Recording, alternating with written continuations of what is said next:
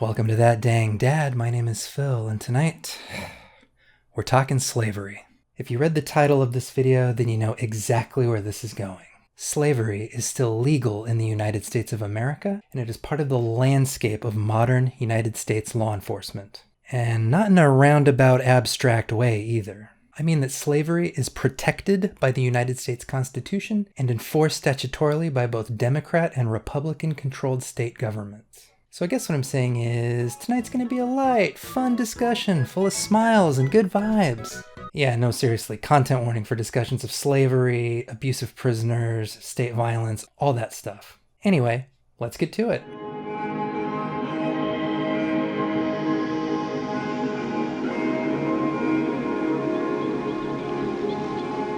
To start, I want to give a very brief overview of slavery in the United States. I won't be able to do justice to the full complexity and the full horror of the topic, but there's some context that's going to be important later.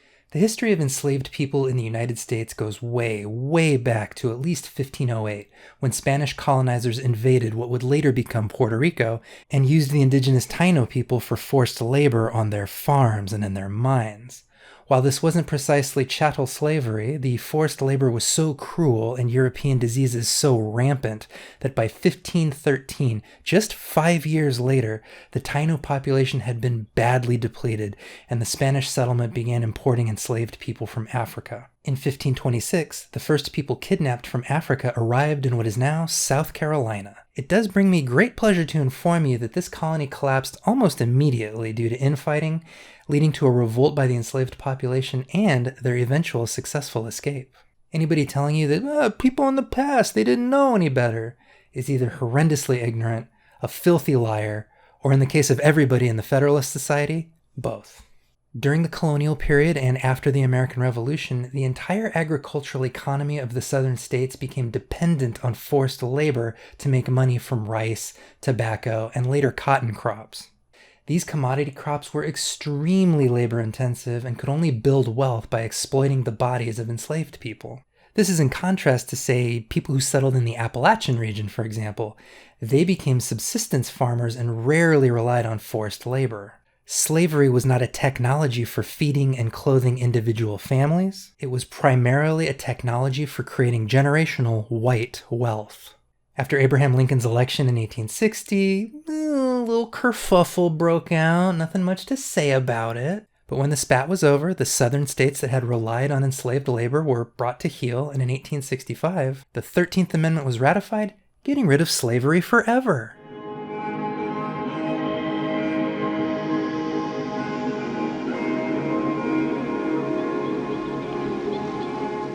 You know, let me just take a big drink of Southern sweet tea and actually read the text of the 13th Amendment. Neither slavery nor involuntary servitude shall exist within the United States or any place subject to their jurisdiction, except as punishment for a crime whereof the party shall have been duly convicted. That's right, folks. Slavery is not abolished by the Constitution. It is specifically protected as legal punishment for a crime. Now, you might be saying that's not a fair characterization because it really did abolish chattel slavery, which was the dominant model at the time and the source of so many atrocities. But I would counter that if you're in favor of a little bit of slavery, you're pro-slavery, my dude. And this isn't just me being an intractable left-wing scold. That punishment clause allowed the white supremacy and the wealth-hoarding motive fueling the original slave trade to simply don a new disguise and continue unabated. See, plantation owners had a problem. All that cheap labor they used to own no longer belonged to them. What's a poor southern boy to do? The answer? Black codes. Modeled after the slave codes prior to the war, the black codes were a way for white legislatures to control the newly free black population. It prevented them from owning land, it prevented them from conducting business, and it criminalized a brand new social evil that white people had just discovered. Vagrancy. See, in the post-war South, it was suddenly illegal to be out of work, or to work a job that white people didn't consider to be real work, or to change jobs without your employer's permission, or to be unhoused. Being arrested and convicted of vagrancy meant that you could legally be sentenced to forced labor. And holy fucking shit, would you believe it? There were a bunch of plantation owners who would be happy to help the state carry out that sentence by paying a small amount of cash for some helping hands. In 1898, 73% of Alabama's state revenue came from selling enslaved labor to white job creators. When Tennessee ended its convict lease program in 1894, due to a year-long labor action by miners, it simply built the new Brushy Mountain prison on top of a new mining site and forced the black prisoners to labor in it, reaping massive profits. That mine operated until 1966. Companies from railroads to logging outfits to factories making turpentine made massive profits using prison labor during the Reconstruction era. Oh, unless you think that was just these backwoods Southerners being nasty racists. Many of the businesses profiting from forced black prison labor were subsidiaries funneling profits back to Northern entrepreneurs. By enshrining the right to extract cheap, forced labor from incarcerated people, the 13th Amendment gave a perverse incentive to white society who believed that non-whites were inferior. Make it a crime not to be white. In some cases, white legislatures could say the quiet part out loud. In other cases, it was more of an unspoken motivation, but the numbers tell the story. In Tennessee, for example, black people went from 33% of the prison population in 1865 to 67% in 1877. In 1888, in Baton Rouge, black people made up 77% of prisoners. In 1875, in North Carolina, it was 88%. According to researcher C.R. Adamson, at certain times during Reconstruction, approximately 95% of people in criminal custody among all southern states were black. Not only were black proportions of prisoners on the rise, total prison populations themselves rose sharply in the decades following the Civil War. In Mississippi, the prison population quadrupled between 1871 and 1879.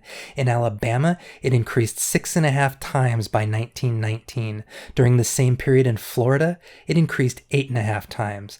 And in Georgia and North Carolina, it increased tenfold. Adamson finishes his paper this way. The convict lease system was an economic substitute for slavery, but also a political replacement insofar as it helped to redefine the boundaries of the South on the basis of color. The Redeemer governments systematically deprived the freedmen of economic opportunities and, through vagrancy laws, sharecropping arrangements, and disenfranchisement, enforced a new kind of class rule on what was, after all, a problem population. The convict lease system was an ultimate but very effective mechanism for keeping black people politically and economically subservient. If you want to put it on a bumper sticker, though, he says it like this: crime control and economic oppression were one and the same thing in the South.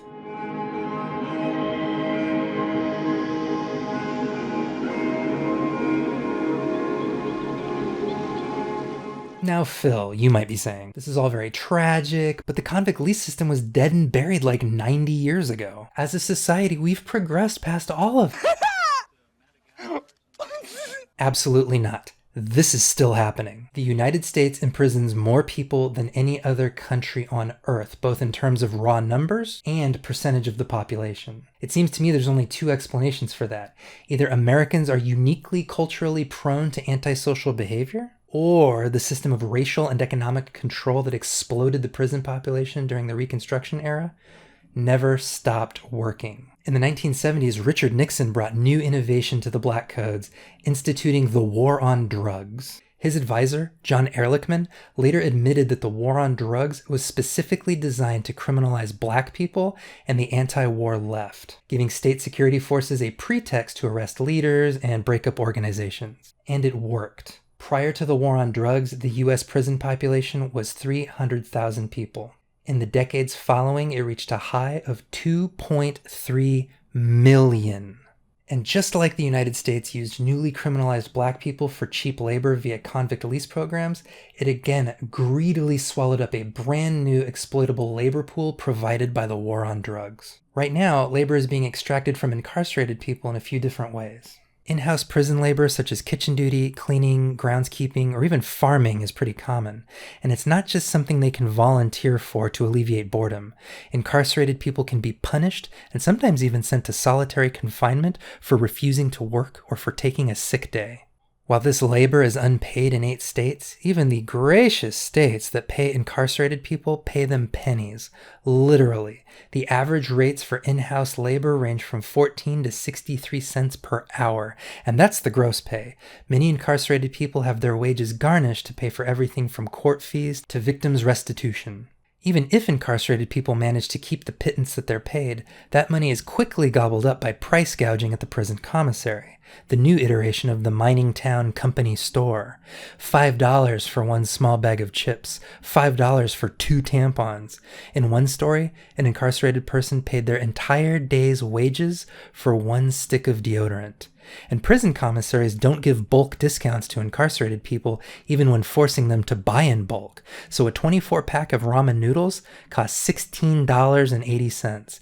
At Walmart, that same order would cost $4. And in a country of 50 states, somehow my beautiful Kentucky managed to rank 51st in affordability for a 15-minute phone call, $5.70. But that's just the tip of the iceberg. Hundreds, potentially thousands of U.S. businesses are exploiting the labor of incarcerated people to rake in huge profits thanks to depressed wages and not providing benefits. McDonald's and Wendy's use prison slave labor for processing and packaging food products.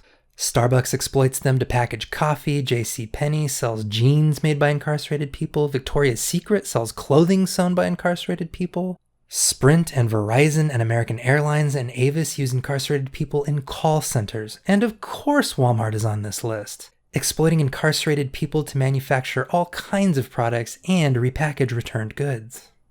Due to intentional supply chain obfuscation, it's difficult to know just how many companies are exploiting incarcerated people to reduce costs and increase their profitability. However, we can get a small glimpse into the sheer scale of it thanks to the federally funded Prison Industry Enhancement Certification Program, or PICEP for short. While this is only a fraction of the companies using incarcerated workers, it gives you an idea of just how much stuff being sold in America relies on prison slave labor. Incarcerated workers with PICEP's corporate partners made, among other things, cargo trailers, electronics cables, wire harnesses, evaporator coils, circuit boards, processed potatoes, agricultural equipment, cloth bags, sports gear, wood doors, pet products, transportation seating, wading boots, golf shirts, brass valves, boat docks, miniature lamps, scrapbooking supplies, and party balloons.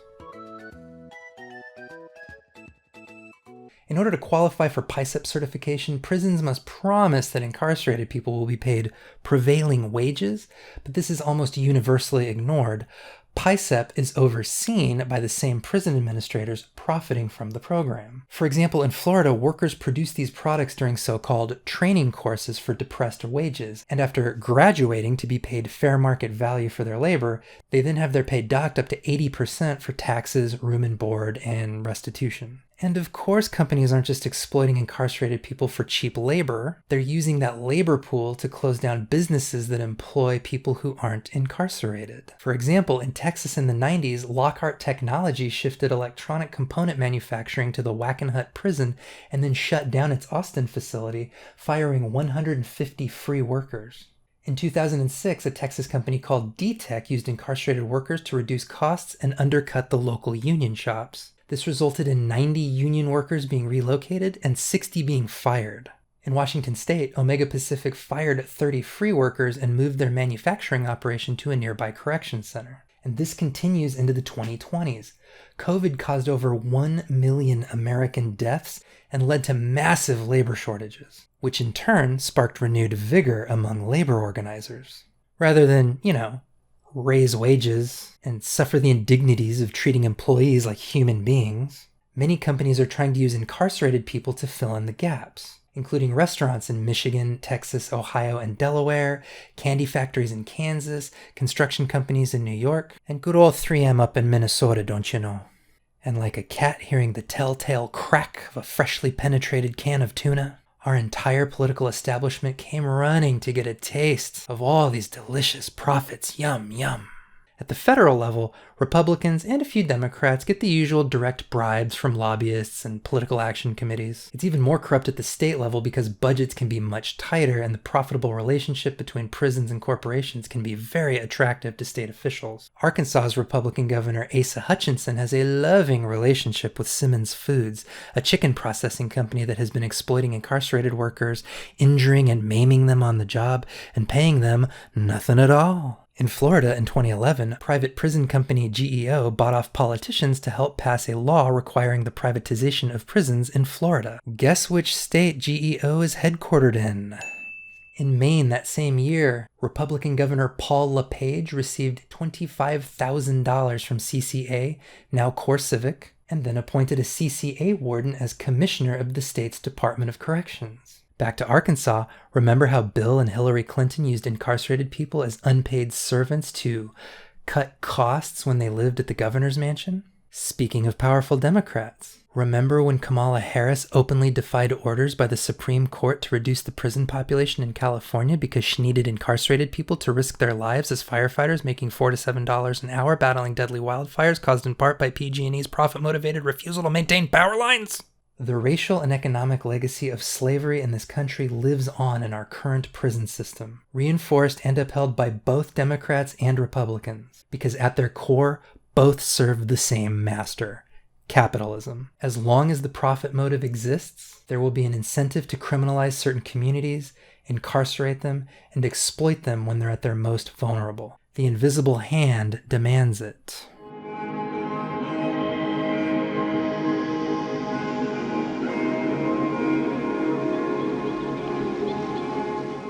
In closing, I want to address a couple points of criticism I anticipate receiving.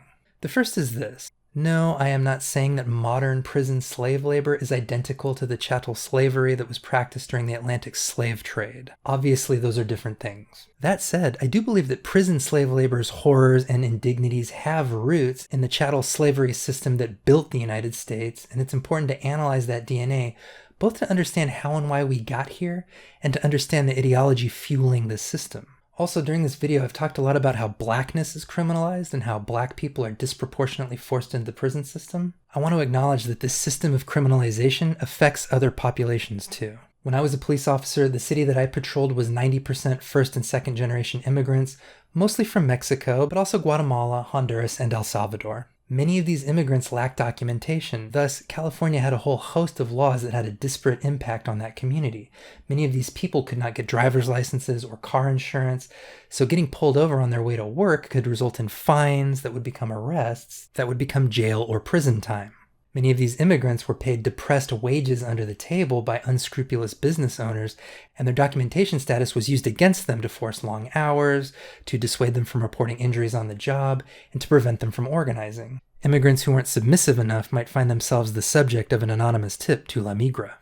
People's immigrant status was used to keep them poor, and poverty itself is criminalized in the United States, using many of the same vagrancy laws we saw during the Reconstruction era. My city also had ordinances allowing us to arrest panhandlers, people collecting recycling, people selling snacks from a cart, and even the neighborhood elote man. It also needs to be said, approximately half of all incarcerated people have some form of mental illness. In the United States, mental illness is treated like a personal moral failing rather than a medical ailment deserving of care, and thus, in a variety of ways, we have criminalized disability, and we use the prison system to hide disabled people out of sight. Lastly, I know some of you are going to tell me that some people really do commit bad crimes and some people really do deserve to go to prison, and the existence of racist policies in history or in modern times doesn't de facto mean we shouldn't lock some people away. You're probably also going to tell me that incarcerated people shouldn't get to keep a lot of that money because feeding, clothing, housing, and guarding them comes from the taxes paid by good, hard-working, honest people who follow the rules. Perhaps you yourself have been the victim of a crime and you're picturing your abuser as I wax sympathetic about incarcerated people. And I'll say this, I'm not here to call you a monster for having that anxiety, especially if you've been the victim of a crime. I know prison abolition is a really big leap of faith, and you're not evil if you can't make it right now. But I also want to tell you, the system that we have now is the system that we've had for over a century. And if you're worried about crime or you've been the victim of a crime, it means the system we have now failed you. The priorities of our society today failed you. The way we treat poor people, black people, disabled people, immigrants, any other community on the margins, and yes, the way we treat incarcerated people failed you. We've tried the dehumanization, we've tried the isolation, we've tried the torture, we've tried the prison slavery. We've tried all of that for a long time, and it's not working. It's not making people better. It's not reducing antisocial responses to desperate circumstances. It's not providing coping strategies for mental illness. It's not making you safer. If anything, the current system is training an entire generation of desperate people that they have no stake in society and no reason to participate nicely. If anything, the way we do things now makes you and your family much less safe. To close this out, the other reason I wanted to make this video, and the reason I spent so much time earlier on the history of slavery, is because I want us to see the interconnection between capitalism, racism, and ableism. A lot of times we want to treat these all as separate little islands, but it's all one big country, baby.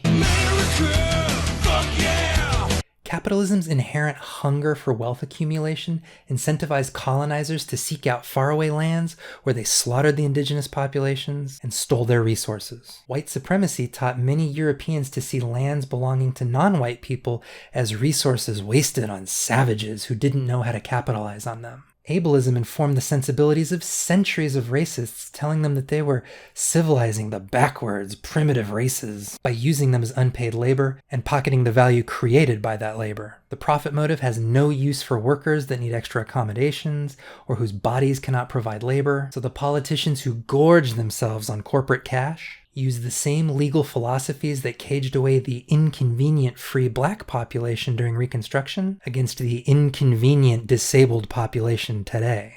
In fact, in 1837, Senator John C. Calhoun very succinctly shows the relationship between all three in a speech defending slavery.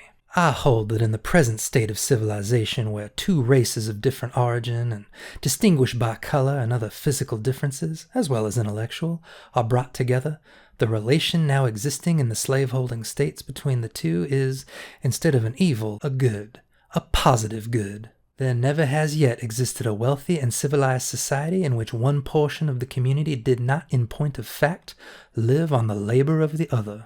There is, and has always been, in an advanced stage of wealth and civilization, a conflict between labor and capital.